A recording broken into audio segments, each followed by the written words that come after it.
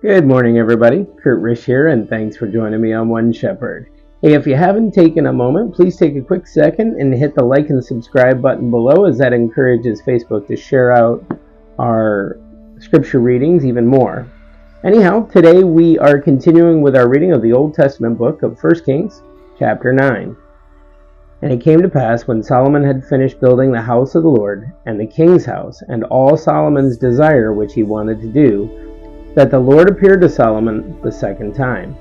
And as he appeared to him at Gibeon, and the Lord said to him, I have heard your prayer and your supplication that you have made before me. I have consecrated this house which you have built to put my name there forever, and my eyes and my heart will be there perpetually. Now if you walk before me as your father David walked, in integrity of your heart and in uprightness, to do according to all that I have commanded you, and if you keep my statutes and my judgments, then I will establish the throne of your kingdom over Israel forever, as I promised David your father, saying, You shall not fail to have a man on the throne of Israel. But if you or your sons at all turn from following me, and do not keep my commandments and my statutes, which I have set before you, but go and serve other gods and worship them, then I will cut off Israel from the land which I have given them, and this house which I have consecrated. For my name I will cast out of my sight. Israel will be a proverb and a byword among all peoples. And as for this house, which is exalted, everyone who passes by it will be astonished, and will hiss and say, Why has the Lord done thus to this land and to this house? Then they will answer, Because they forsook the Lord their God, who brought their fathers out of the land of Egypt, and have embraced other gods, and worshipped them, and served them. Therefore the Lord has brought all his calamity on them. Now it happened at the end of 20 years, when Solomon had built the two houses, the house of the Lord and the king's house. Hiram, the king of Tyre, had supplied Solomon with cedar and cypress and gold, as much as he desired. That King Solomon then gave Hiram 20 cities in the land of Galilee. Then Hiram went from Tyre to see the cities which Solomon had given him, but they did not please him. So he said, What kind of cities are these, which you have given me, my brother? And he called them the land of Cabul, and they are to this day.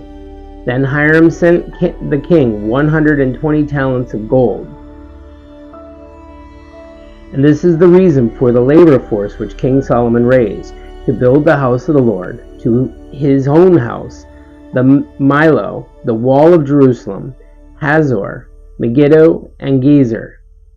Pharaoh, king of Egypt, had gone up and taken Gezer and burned it with fire, had killed the Canaanites who dwelt in the city, and had given it as a dowry to his daughter, Solomon's wife.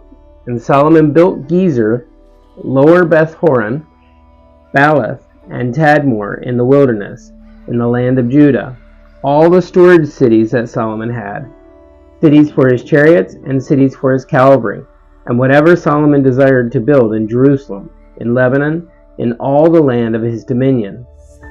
All the people who were left of the Amorites, the Hittites, the Perizzites, the Hivites, and Jebusites, who were not of the children of Israel, that is, their descendants who were left in the land after them, whom the children of Israel had not been able to destroy completely. From these Solomon raised forced labor, as it is to this day. But the children of Israel Solomon made no forced laborers, because they were men of war, and his servants, his officers, his captains, commanders of his chariots, and his cavalry. Others were chiefs of the officials who were over Solomon's work, 550 who ruled over the people who did the work. But Pharaoh's daughter came up from the city of David to her house, which Solomon had built for her. Then he built the Milo. Now 3 times a year Solomon offered burnt offerings and peace offerings on the altar which he had built for the Lord.